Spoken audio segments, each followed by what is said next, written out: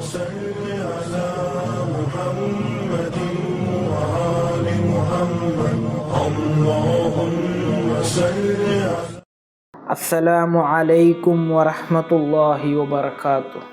बिस्मिल्लाह वल्हम्दुलिल्लाह वस्सलातु वस्सलामु अला अशरफिल मुरसलीन व अला आलिहि व ಸ್ವಹ್ಬಿಹಿ ಅಜ್ಮഈನ್ ಅಮ್ಮಾ ಬಅದ್. ಒಳ್ಳೆಯವರಾಗಲು ಈ ಒಂದು ಉಪದೇಶ ಸಾಕು.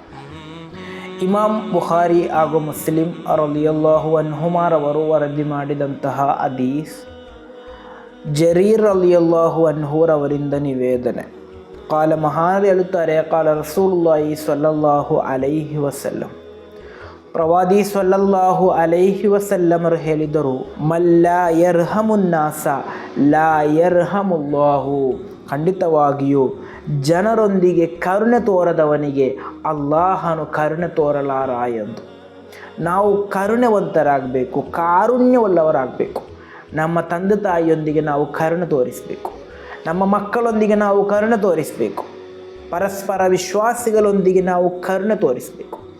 ನಾವು ಯಾವತ್ತು ಕರುಣೆ ಉಳ್ಳವರಾಗ್ತೀರೋ ಆವತ್ತು ಅಲ್ಲಾಹನ ಕಾರುಣ್ಯ ನಮಗೆ ಸಿಗಲಿದೆ. ಅದೇ ನಾವು ಕರುಣೆ ಇಲ್ಲದಂತಹ ವ್ಯಕ್ತಿಗಳಾದರೆ ಖಂಡಿತವಾಗಿಯೂ ಜೀವನದಲ್ಲಿ ಮತ್ತೆ ಅಲ್ಲಾಹನ ಕಾರುಣ್ಯ ನಮಗೆ ಸಿಗಲ್ಲ. ಆದ್ದರಿಂದ ನಮ್ಮ ಜೀವನದಲ್ಲಿ ಬರುವಂತಹ ಕೆಟ್ಟ ಸ್ವಭಾವಗಳು, ಕೆಟ್ಟ ಕೃತ್ಯಗಳು ಎಲ್ಲವೂ ನಮ್ಮ ಜೀವನದಲ್ಲಿ ಕರುಣೆ ಎಂಬಂತಹ ಒಂದು ಮಹತ್ತರವಾದಂತಹ ಪಾತ್ರ ಇದ್ದರೆ ಮತ್ತು ಜೀವನದಲ್ಲಿ ಕೆಟ್ಟ ಕೃತ್ಯಗಳಿಗೆ ನಮಗೆ ತೌಫೀಕ್ ಸಿಗಲ್ಲ. ಕೆಟ್ಟ ಕೃತ್ಯಗಳನ್ನು ಮಾಡಲು ನಮಗೆ ಮನಸ್ಸು ಬರಲ್ಲ, ಕೆಟ್ಟ ಮಾತುಗಳನ್ನು ಹೇಳಲು ನಮಗೆ ಯೋಚನೆ ಬರಲ್ಲ. ನಾವು ಕರುಣೆ ಉಳ್ಳವರಾದರೆ ಖಂಡಿತವಾಗಿಯೂ ನಾವೆಲ್ಲರೂ ಕೂಡ ಕಾರುಣ್ಯವಂತರಾಗಬೇಕು. ಆಗಲೇ ಅಲ್ಲಾಹನ ಕಾರುಣ್ಯ ನಮಗೆ ಸಿಗುವುದು.